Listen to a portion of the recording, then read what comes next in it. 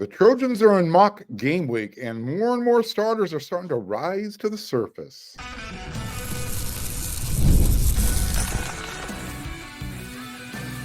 You are Locked On Trojans, your daily podcast on the USC Trojans, part of the Locked On Podcast Network, your team every day. Hey, fight on, everyone. I'm your host, Mark Holkin, and thank you for making Locked On USC part of the Locked On Network your first listen every day. Whether you're watching the show on YouTube, wherever you want to download your podcast, this show is always free, and you know this show is always going to appreciate your support. Today's episode is brought to you by Game Time. Download the Game Time app, create an account, and use code LOCKEDONCollege for $20 off your first purchase. Terms apply. On Monday, you found out, especially if you watched Locked On USC, that Miller Moss is USC's starting quarterback when they take on LSU in 11 days. Yep, this is also your countdown to USC's first game of the season. Tuesday, after practice, we found out through Lincoln Riley that Woody Marks is going to be the starting running back. Coach Riley said Woody Marks has asserted himself as USC's starting running back. So we now know what the starting backfield looks like. Miller Moss behind center, Woody Marks behind him. Look, it wasn't a surprise, right? First of all, number one, there's only 4 running backs on the roster, and 2 of them are second-year players. You have Brian Jackson, the freshman, the true freshman of the group who came in the class of 2024. Look, with only 4 running backs on the roster, it really wasn't a surprise. You have, again, the 2 second-year players, true freshman Brian Jackson. You brought in Woody Marks for the experience.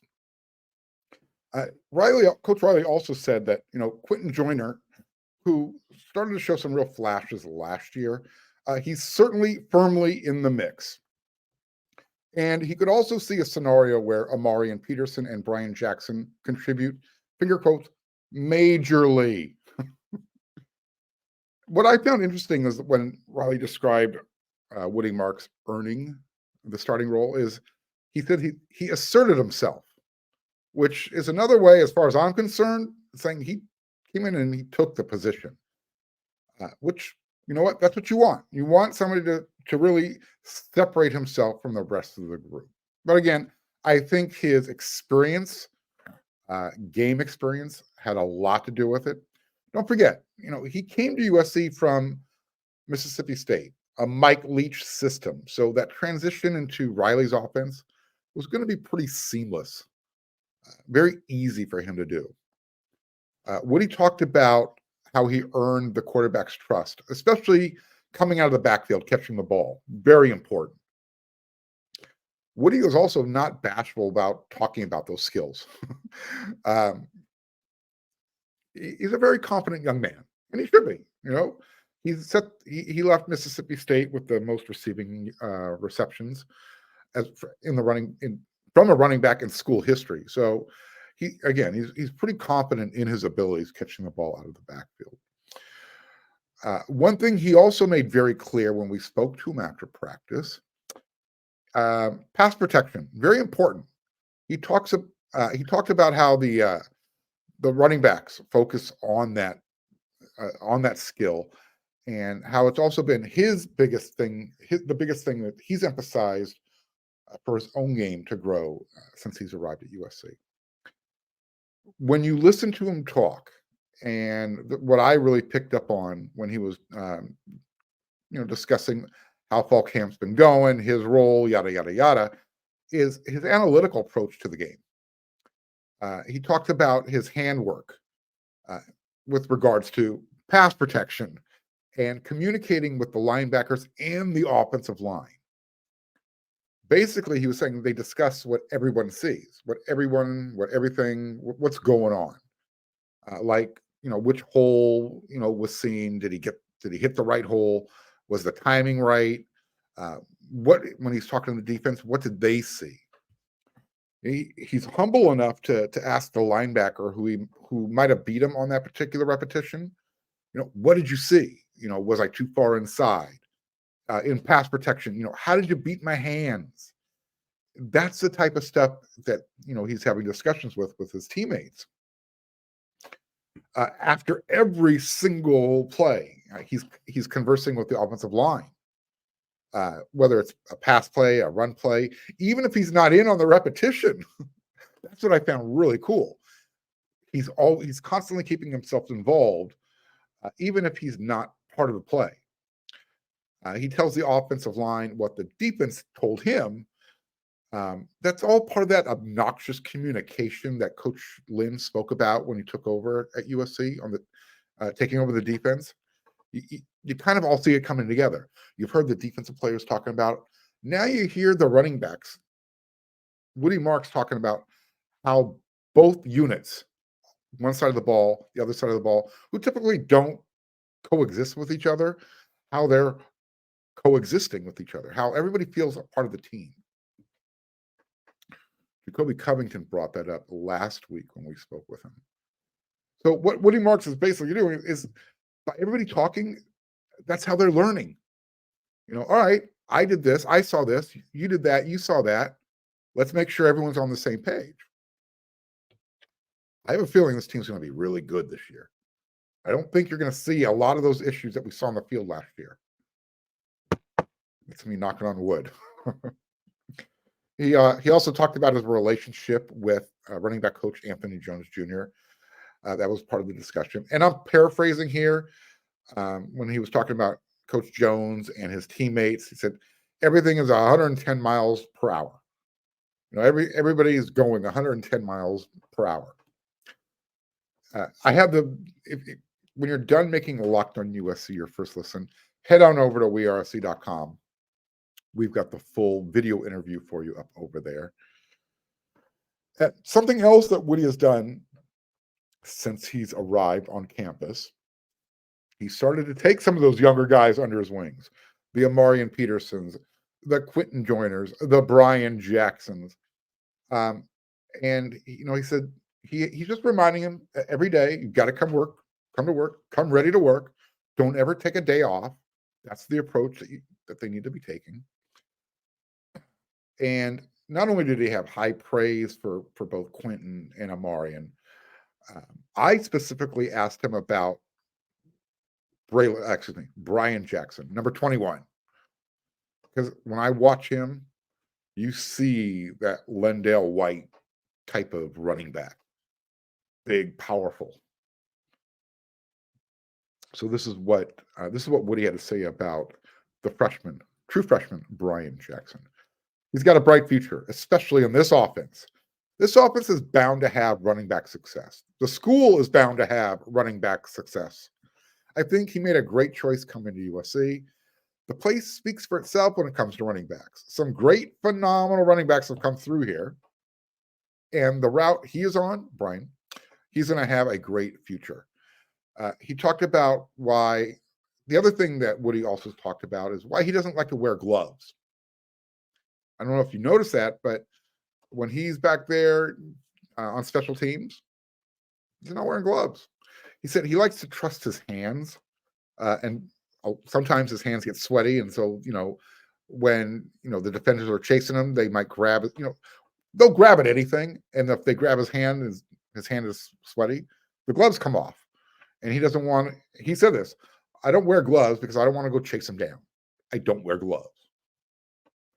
You know what? That's great. More power to you. The last thing I asked him about was about fall camp weather. Okay, it was hot today. If you're watching this episode of Locked On USC Wednesday first thing, Tuesday practice, and I'll talk about this in the practice report later on the show, it was pretty warm, 92 degrees, hot. And it was in the afternoon. First afternoon of practice this season. So I asked Woody, compare fall camp in Starkville, Mississippi to fall camp in Los Angeles. And he said, I can feel the wind. So to say that he likes LA a lot more than Starkville when it comes to the weather, That would be an understatement. He had a big smile on his face. While he was saying that, while he was talking, I can see Anthony Beavers Jr. and Eric Gentry. They're just putting in some voluntary wind sprints off to the side, getting some, not extra work, just putting in some work, making sure they're ready for the first game of the season. I'm telling you, this team is hyper-focused right now. They're confident. They're not overconfident. Again, I'm going to talk about more of that in my. I'm actually going to talk about that in the next segment. Some of the concerns that I have left before the LSU game. That's coming up next.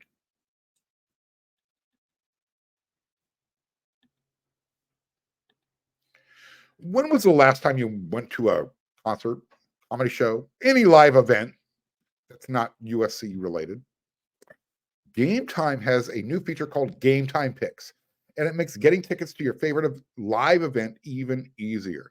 Game Time Pick filters out all the fluff to show you incredible deals on great seats, so you don't have to waste time searching through thousands of tickets. That sounds pretty cool, right? So for those of you not going to Las Vegas for the Labor Day weekend to see USC play LSU, by the way, the game is sold out. You could probably still get tickets through Game Time. However, if you're not going to Vegas, check this out. You can get 50% off tickets to the Dodgers at Diamondbacks, that game on Labor Day. This deal is exclusively through Game Time. Limited availability while supply lasts. So get your tickets while they last for this Labor Day special. Look, you already know how much I love their see your seat before you check out feature. And with the Game Time guarantee, you'll always get the best price. So if you find tickets in the same price and section for less, Game Time will credit you 110% of the difference. Take the guesswork out of buying tickets with Game Time. Download the Game Time app, create an account, and use code LOCKEDON for $20 off your first purchase. Terms apply. Again, create an account and redeem code LOCKEDON for $20 off. Download Game Time today. Last minute tickets, lowest price, guaranteed. You heard us talk about FanDuel, America's #1 sports book. Well, we have something a little different for you. Now through September 22nd, all FanDuel customers, if you bet $5, you're going to get a 3-week free trial of NFL Sunday Ticket from YouTube and YouTube TV. Then, with a YouTube TV base plan, you'll be able to watch every regular season Sunday afternoon out-of-market game. All you need is a Google account and a current form of payment, and you can cancel anytime.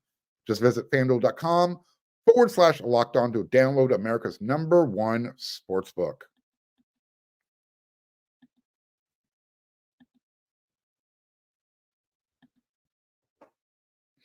All right, so what should be USC's biggest concern as we're going through mock game week?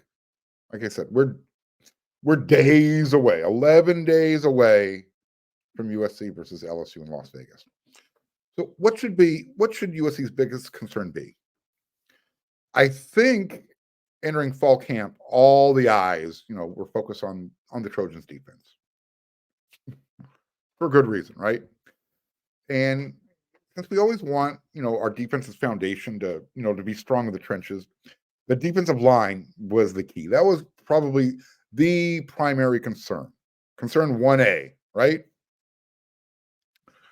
Look, if USC is going to be successful in 2024, let alone in the big conference, USC had to get bigger and stronger up front, both sides of the ball. Last Thursday, Urban Meyer, he went on the Colin Cowherd show. This is what he said. At the end of the day, you have to have those guys on the defensive line. I've coached against USC. I was on the sideline when they played Utah for the Pac-12 championship, and they did not look like a Big Ten team. They looked like it at quarterback and skill, but we all know what happens when it gets to November. The quarterbacks and the skill, that's not what wins it for you. So Urban was keeping it real, right? He was checking under the hood. What's wrong with USC? He was talking about, hey, I know USC. That doesn't look like USC. As far as I'm concerned, the offseason was a success. Right? At least in that regard, the Trojans are going to look the part. So if there's a concern from this coaching staff and from the players, about facing bigger, stronger guys in the Big Ten Conference, their poker faces, they're not showing it. There's no tell. So far, you have a group that features Bear Alexander, Nate Clifton, Anthony Lucas, Jameel Muhammad, Gavin Meyer. You've got other guys like Braylon Shelby, Solomon Tuliaupupu, Kobe Pepe. They're being tested by USC's really big offensive line. We talked about this on yesterday's episode of Locked on USC. They're not going to be overwhelmed. For all the hype that LSU's offensive line gets, size is not going to be a concern for USC's defensive front. It's just not. That's what they've been going up against. So again, while size isn't everything, it does matter. But again, one thing should be very clear. USC will not be overwhelmed in the trenches as far as size is concerned. They're not going to get bullied. They're not going to get pushed around. As well, after watching the defensive line and the offensive line battle in certain situations on the field from Saturday scrimmage, I think the run defense, it made me feel a lot better. A lot better. So how about the offensive line? Should I still be concerned? Are you still concerned? When it comes to the starters, no concern, right? It's the backup roles. Those still need to be defined.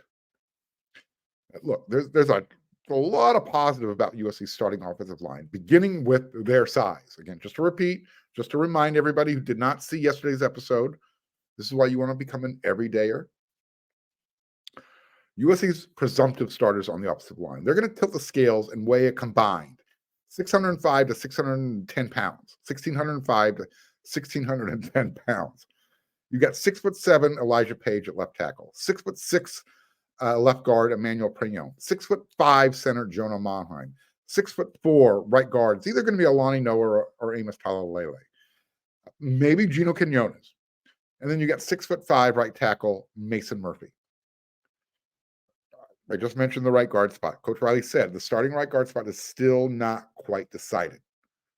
So more than likely, it's going to be Alani Noah or Amos Talalele. I think they're going to keep Gino Quinones to be that Swiss Army knife, the guy, the sixth man off the bench, so to speak. He said that, Coach Riley said that Amos Talalele, he's been out.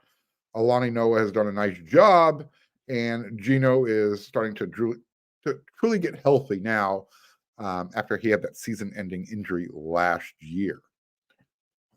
Another positive note, each one of those guys that I mentioned, they have starting experience, except for Amos Talalele. So you've got at least 8 guys with starting experience.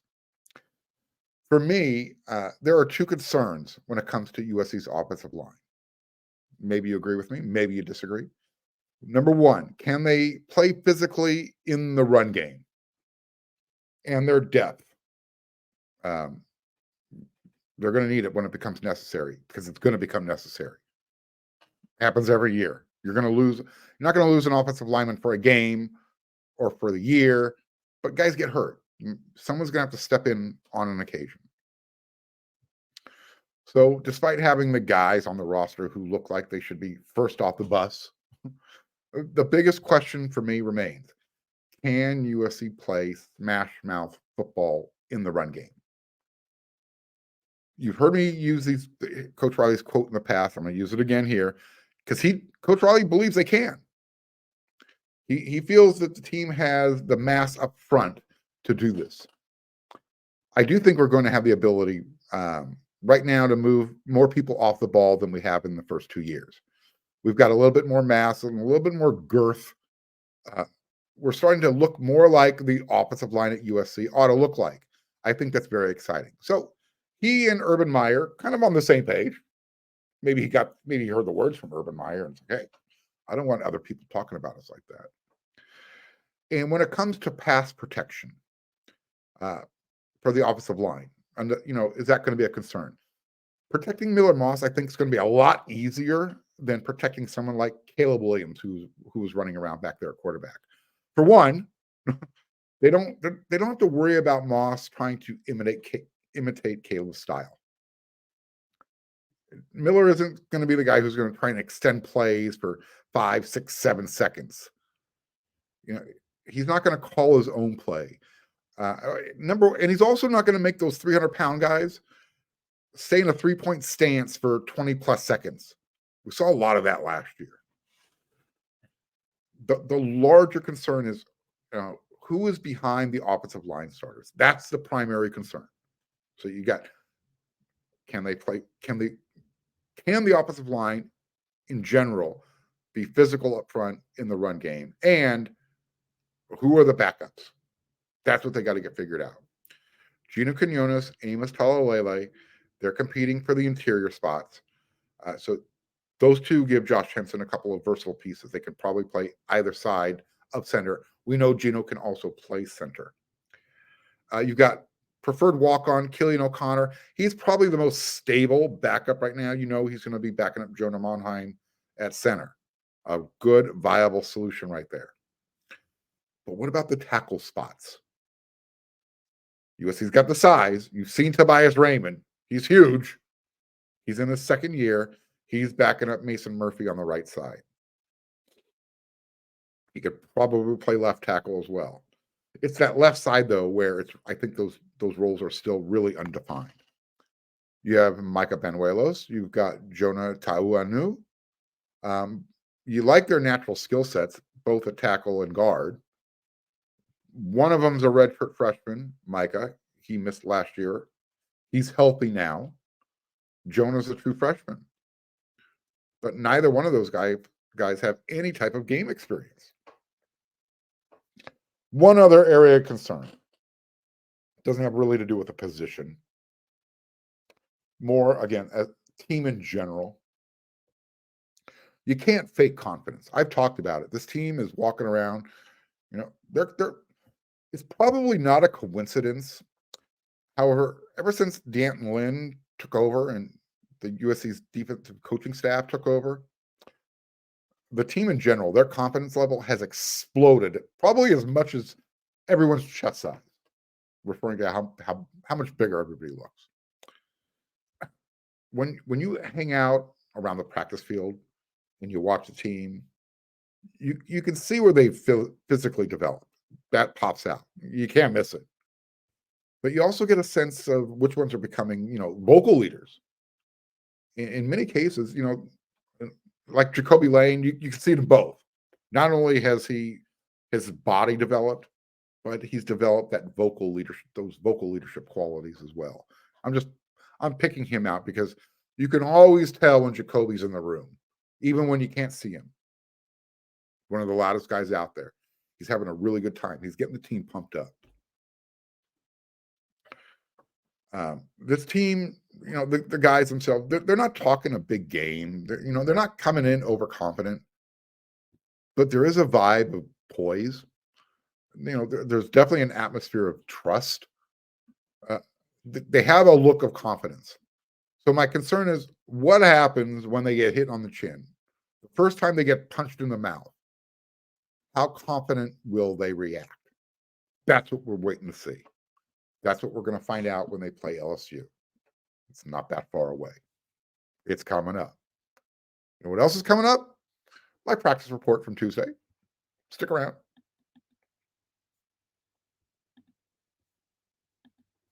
It's summertime, which means it's barbecue season, and you get to stock up on all of your grilling favorites, and you can earn cash back on every purchase when you use Ibotta. Now you won't have to choose between burgers or hot dogs. You can get both. And Ibotta is a free app that lets you earn cash back every time you shop. And the average Ibotta user, they earn $256 per year. Not bad. That can cover your entire shopping trip. Get all the hot dogs and hamburgers you want. If you want to save up for a fancy dinner, that might help pay for it. Other apps give you points that don't amount to much. With Ibotta, you earn cash back that you can withdraw to your bank account, PayPal, or put on a gift card. Simply add the offers in the app, upload your receipt, and voila, the money is yours. And did you know this? You can save on over 2,400 different brands, and you can shop at over 1,000 different retailers, including your favorite grocery stores. It's time you joined over 50 million users who use Ibotta and start earning cash back every time you shop. Right now, Ibotta is offering Locked On USC listeners $5 just for trying Ibotta by using the code Locked On College. That's all you got to do. Use the code Locked On College when you register. Just go to the App Store or the Google Play Store and download the free Ibotta app to start earning cash back and use code Locked On College. That's I-B like boy, O-T-T-A in the Google Play or App Store and use code Locked On College.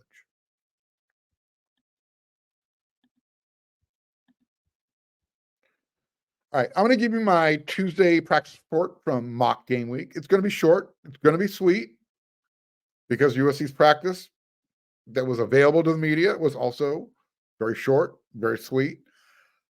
Practice in general was short. It was held in the afternoon, first one of fall camp. When they let the media in, when they said, all right, come on in, get your video, get your pictures going, we were told right off the bat, hey, you're not going to be in here for very long today. All right, no big deal. All things considered, I wasn't that upset. It was a hot day. It was 92 degrees. I was okay with that. I probably wasn't going to grab any video or take any pictures of anything that I haven't already described to you anyways. The guys were in shorts and shells. Offense was wearing Cardinal jerseys again. Defense wearing the whites. Scout team numbers, they've been handed out. Yep, that's been going on. I'm not going to tell you. I'm not allowed to tell you who's on scout team right now. But yeah, some interesting guys. I will say that. Leave it there. Maybe some words will leak. Maybe I'll be able to tell you. I won't be able to tell you. I can't tell you. Anyhow, practice was scheduled for 3:25. The media was told, you're coming in, you're coming out. We were then told, come back for interviews at 4:25. I'm wondering to myself now, why is USC even practicing for an hour? Yeah, scheduled for 3:25. Come back for interviews at 4:25. Obviously, there's not a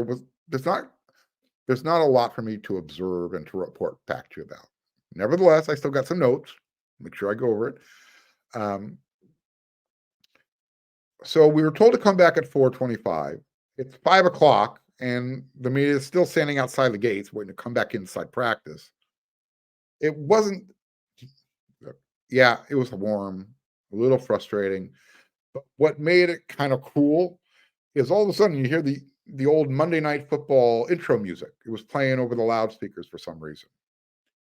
We found out from Woody Marks after practice that the younger players were doing some sort of competition, getting some reps in, and I guess the music was just some energy, to add to the vibe, kind of give those guys some pump up music. If you ever watched Monday Night Football, you know exactly the intro theme. Yeah, I don't have to describe it. It should be one of those things that just instantly pops in your head. Kind of like when Vin Scully's talking. It's just a voice you instantly recognize. I asked Coach Riley to talk about what he saw in Saturday scrimmage that the media got to watch under a strict gag order. He was impressed. He said, we did a lot of situational stuff. He liked what he saw. Guys really stood out. Specific, positions. He liked what he saw from the defensive line. He liked what he saw from the offensive line. Again, a lot of situational stuff. A lot of positive feedback. Some more positive news for you. There's no injury report that I need to update you with. In fact, I can tell you that Braylon Shelby, he was back out there ready to go. Team was in shorts and shells. He was working with the team. As you know, I've reported he missed a couple of days last week, a little dinged up. What else can I tell you about practice? Oh, Spirit of Troy. They were out there today getting warmed up, getting back in the practice gear. Campus life starting to pick up. Classes start this week. So when I was escaping the heat, I was walking over to Annenberg. I spotted the drum line standing in the shade under the Allison Felix scoreboard from the track stadium. Yeah, drum line. They were getting in their percussion work. Sounds great. Love the sound of those guys. After practice, myself and Scott Schrader, he was out there for practice today. Eric McKinney, we were all there. we got to take a picture with a fan. I told you I was going to give you a shout out. Joe Free, everyday listener, everyday viewer of the show, Locked On USC. Thank you very much. He asked if he could take a picture. It was my pleasure. I want to remind everybody, I don't know if I ever get used to having people ask, hey, Mark, let me take a picture with you. Very humbling experience. So thank you so much for everybody who watches the show every day. And if you're not an everyday listener, viewer, become one. You should. It's easy. If you're watching on YouTube, it's quick, it's easy, it's free. Click the red subscribe button, smash that thumbs up. Anthony Beavers, I told you how hot it was, 92 degrees. When he made his way out to practice, he agreed. He said, it's a hella hot out here. After practice, I got to watch him and Eric Gentry. They were doing some voluntary wind sprints. So I'm talking to Woody Marks, doing an interview. Off to the side, I'm watching Eric Gentry, Anthony Beavers, putting in some work. Not extra work, just work. Jalen Smith, he didn't care how hot it was on Tuesday. Dude was all smiles. I think he found his calling at cornerback. And do not be surprised if he is starting game one. Do not be shocked. Speaking of number two, the roster's other number two player, Deuce Robinson, such a polite young man. Comes out to practice every time he sees us. Good afternoon. Well, today, good afternoon. How's everyone doing? Glad you made it. Thanks for coming. And he means it. He's very genuine when he talks. So, Deuce's mom, if you're watching the show, thumbs up. Good job. By the way, who in their dog work mind is wearing a hoodie in 92 degrees? Yeah, Coach Eric Henderson. I started sweating just watching him wear that. I was like, dude, stop it. Don't do that. The guys are coming out in shorts and shells. You don't have to prove anything to anybody. As you know, Miller Moss is a starting quarterback. What's really odd, well, maybe it's not odd. It's probably a tell. He's the starting quarterback. He hasn't even earned his gold plates yet for his helmet. I have a feeling that tradition that Lincoln Riley started for 2 years, they're not doing it anymore. I think it's done. Like I said, I think everyone's just going to show up on game day with their game day helmet. This is their practice helmet. Lincoln Riley, he spoke about Miller being named the starting quarterback. This is the first chance he's had to talk publicly about it. He said it was close. Jaden Mayava put up a strong push. He said both quarterbacks took big strides. As far as who was watching practice when the media wasn't, a lot of guys from the NFL were out there. You had Cleveland, Atlanta, Baltimore, Carolina, Pittsburgh, Miami. There might even been one or two more that I missed. Mackay, white shoes, Lemon. He's wearing the white shoes again. Others are starting to take notice. He literally had to tell the guy who was controlling the jugs machine, turn it down. The first kick went beyond the end zone. What else did I see at practice today? Oh, they kind of switched things up. Typically, the punters are on the other end of the field, and the receivers are in the end zone. They kind of flipped the script. So I got to watch Eddie Traplisky and Ray Sanchez and Cameron, let me make sure I'm pronouncing this correctly, Sharanji. They were punting out of the end zone today. Booming kicks. You haven't had a booming kicks report all fall camp. There's your first one. The guys were getting some good hang time. So, as I said, media was in and out of there. We didn't get to, literally, before they finished the skip and stretch, Katie was rounding us up to get us out of there. We were in there for maybe 5 minutes.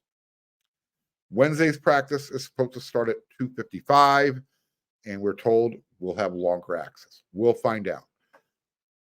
I'll let you know. Whatever I see, you will get to see. I'll be back with another episode of Locked On USC tomorrow. That's what we do 5 times a week. So until then, everyone, you know what to do.